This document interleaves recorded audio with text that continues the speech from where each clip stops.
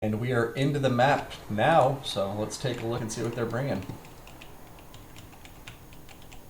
Running so fast with Raw triggered Grimgore. Alright, here we have the Warriors of Chaos, our red player, Sacredband Wilamos. And he's going to be bringing an interesting army here. So, it looks like we're going to be looking at 3 units of Marauder Horsemasters. Sorry, 4 units. Whew.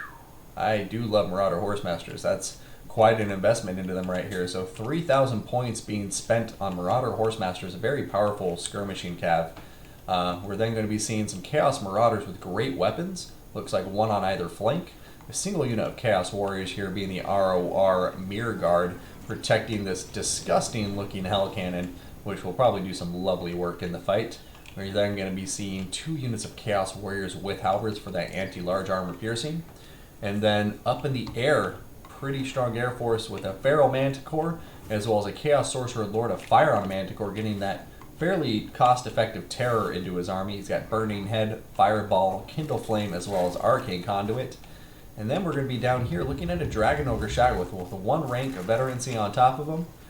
And I think that rounds out our Chaos army. A very interesting army indeed, and I'm curious to see how it does here. I'm kind of worried that it will just get overwhelmed by the Wah. But speaking of the Wah, let's take a look at our blue player, AmoveHacker, going to have a front line skirmishing force consisting of Wolf Rider Archers, one of them being Mogrim's Mangy Marauders, the ROR with armor piercing and immune to psychology. He's going to have the Warlord's Boys up front with their armor sundering. He's then going to have a strong infantry line of 2 Savage Orc Biggins with the Crimson Killers ROR Black Orcs. He's going to have 2 units of regular old Gobos. And in the far back, he's going to have 2 units of Orc Air Boys with the Rusty Arrows, some nasty Skulkers, 3 units of Forest Goblin Spider Riders, 2 units of Trolls. And yeah, so far that's what looks like in the Greenskins army. He is also going to be bringing Wurzag with him.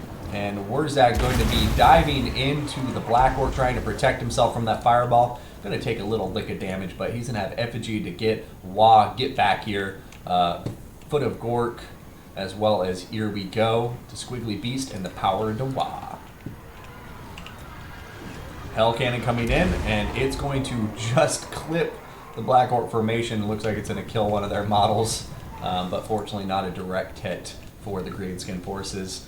And yeah, I think once the gap is closed, Chaos is going to have a really hard time dealing with this Greenskin army. I mean, the skirmishing's already happening. The Wolf Riders, as well as the Orc Air Boys, seem to be doing fine against Marauder Horsemasters. But Wurzag, on the other hand, is in not the greatest of spots. And I think right now, oh, pull forward! Oh, there goes a Burning Head! And that Burning Head is going to burninate the Rusty Arrows. A huge loss for the Greenskins right there for sure. And, you know, right now, Wurzag, I think if he would have gotten an Effigy to get right there on top of this Supreme Sorcerer, the Chaos Sorcerer, he probably would have gotten a fair trade there. But man, oh man, what a lot of damage going down on top of the Rusty Arrows.